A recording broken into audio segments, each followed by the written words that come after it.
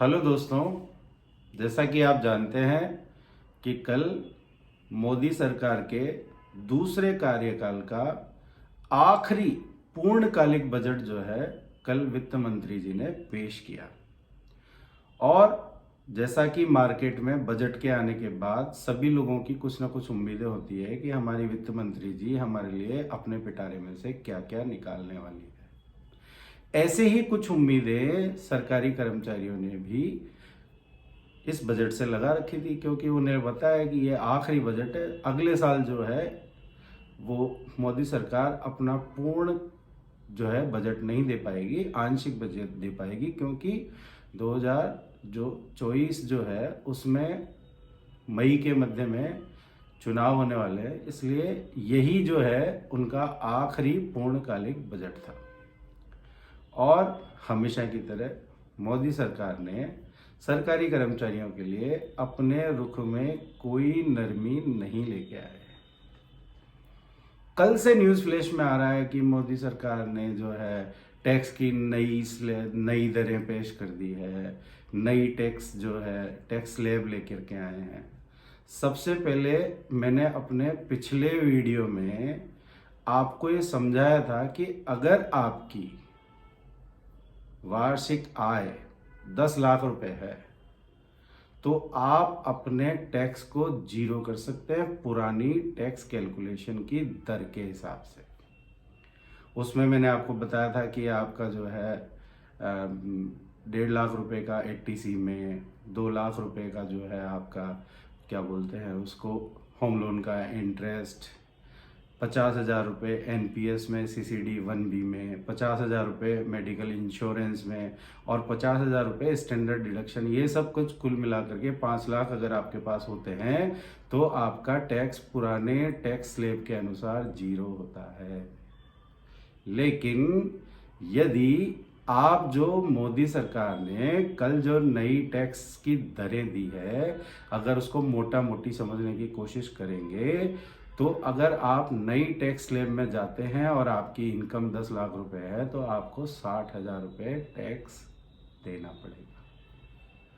तो आप ही देख लीजिए कि ये जो नई टैक्स स्लैब की जो दरें हैं उसमें आम सरकारी आदमी को क्या मिला। दूसरा सवाल जो मेरा ये है वो ये है कि अब तक जो है प्रथम विकल्प जब रिटर्न भरने जाते थे वो प्रथम विकल्प ओल्ड पेंशन स्कीम का आता था और उसमें यदि आपको न्यू पेंशन स्कीम अगर सेलेक्ट करनी है तो वो सेकंड ऑप्शन होता था।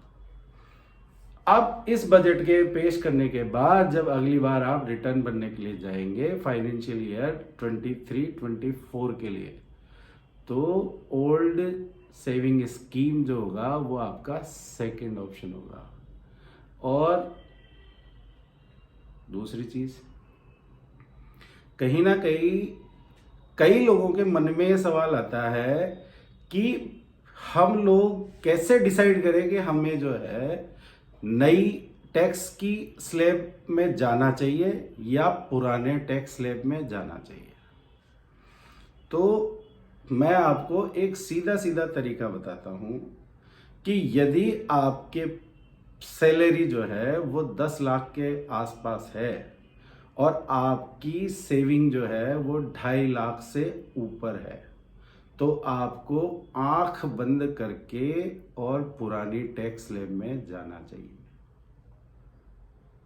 समझ रहे आप? यदि आपकी सेविंग 2.5 लाख से नीचे है और टैक्सेबल इनकम जो हो रही है आपकी ग्रोस सैलरी जो है वो 10 लाख है और सेविंग 2.5 लाख से कम है तो आपको न्यू टैक्स सेविंग स्कीम में फायदा होगा। अच्छा, और अगर यही बात हम 15 लाख के बारे में करें, 15 लाख के बारे में अगर हम कहें कि यदि आपकी इनकम 15 लाख के आसपास है और आपकी सेविंग जो है जो कि टोटल जो जैसे मैंने आपको शुरू में समझाया वीडियो के उसमें, अगर सेविंग 3.5 लाख से ऊपर की जा रही है तो आपको ओल्ड टैक्स सेविंग स्कीम ही प्रिफर करनी चाहिए। मीन्स अगर आपकी सेविंग जो है टोटल 3.5 लाख से कम है और आपकी इनकम 15 लाख के आसपास या ऊपर है तो आपको न्यू टैक्स सेविंग स्कीम में फ़ायदा होगा।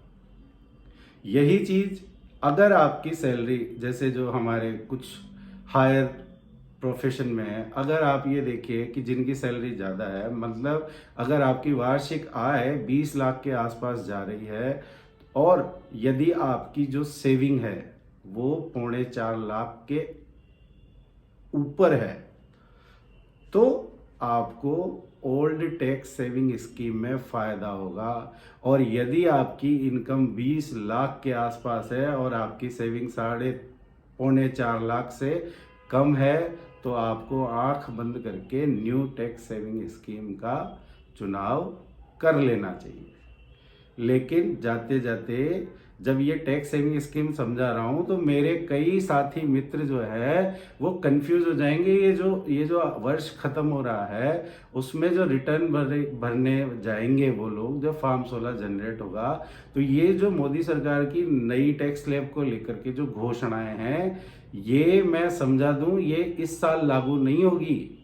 इस साल जो रिटर्न भरी जाएगी वो फाइनेंशियल ईयर 22-23 के लिए भरी जाएगी। ये घोषणाएं इफेक्टिव होगी 1 अप्रैल 2023 के बाद, मतलब फाइनेंशियल ईयर 23 और 24 में। इस करंट फाइनेंशियल ईयर में जो है पुरानी जो टैक्स लेवी थी वही इफेक्टिव रहेगी। और क्या समझाना चाहता हूँ इसमें, एक जो उन्होंने अच्छी चीज जो मुझे लगती है मोटा मोटी उसमें यह है कि नई टैक्स सेविंग स्कीम में पहले किसी भी तरीके की छूट का प्रावधान नहीं किया गया था।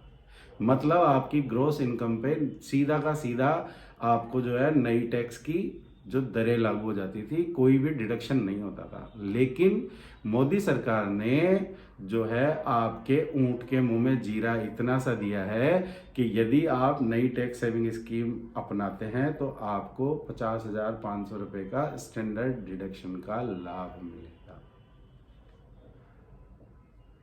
आज के लिए दिव्यांशु की पोटली पर बस इतना ही। और जैसा कि मैं हर बार कहता हूं कि यदि मेरे द्वारा दी हुई जानकारी आपके कुछ भी काम आती है तो जाते जाते वीडियो को लाइक कर दो और सब्सक्राइब का बटन दबा के जाना। धन्यवाद।